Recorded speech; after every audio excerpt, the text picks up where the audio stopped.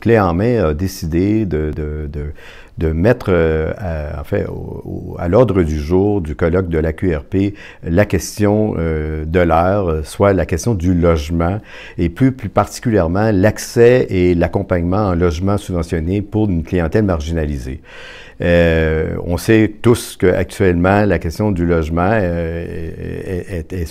une préoccupation individuelle, mais également collective, dans lesquelles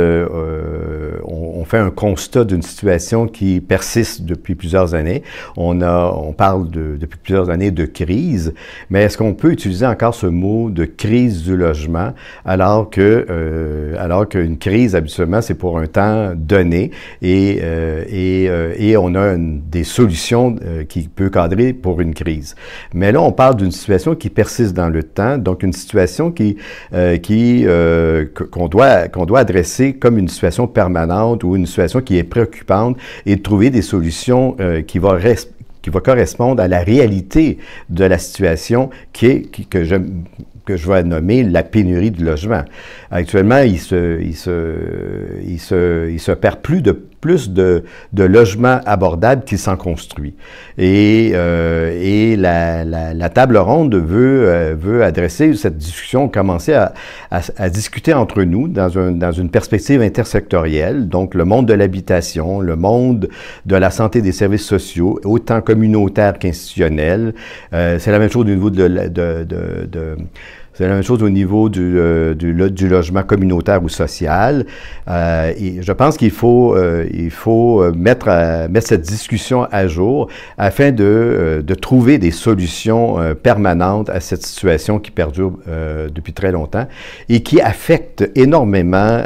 les personnes en situation d'itinérance ou avec des enjeux, des gens marginalisés, dans lesquels, dans cette difficulté pour une population en général, de la classe moyenne ou de la classe ou des gens en situation de pauvreté qui peinent à avoir de la difficulté à se trouver un logement. Si bien que la réalité actuelle, on la voit tous, les gens, on voit le phénomène de l'itinérance s'agrandir, on voit beaucoup de situations où les gens dorment dans leur voiture et qui n'ont plus de place où demeurer.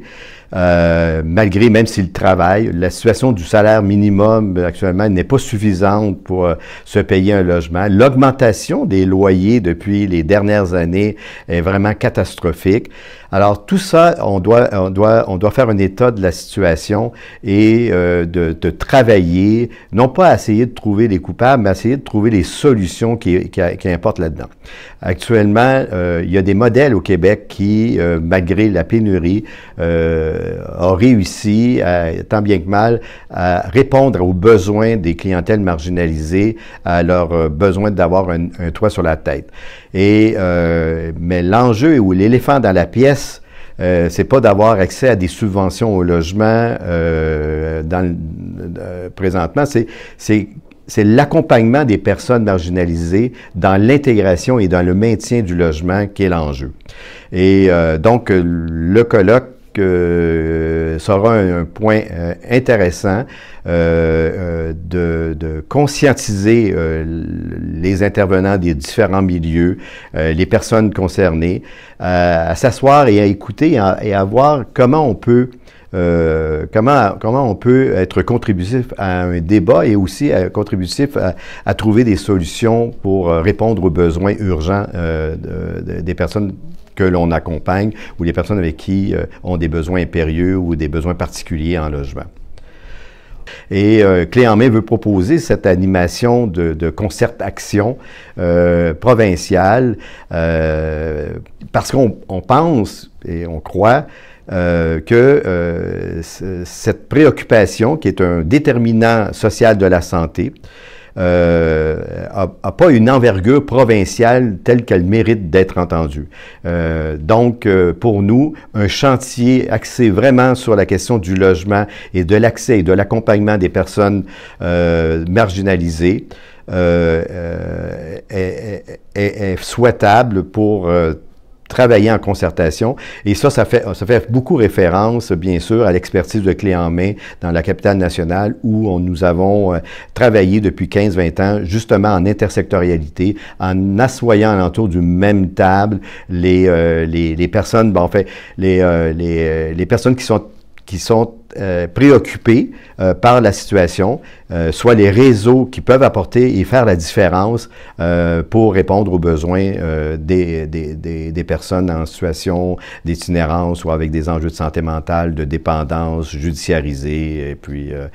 de travailler de façon constructive dans une recherche collective. Et je pense que c'est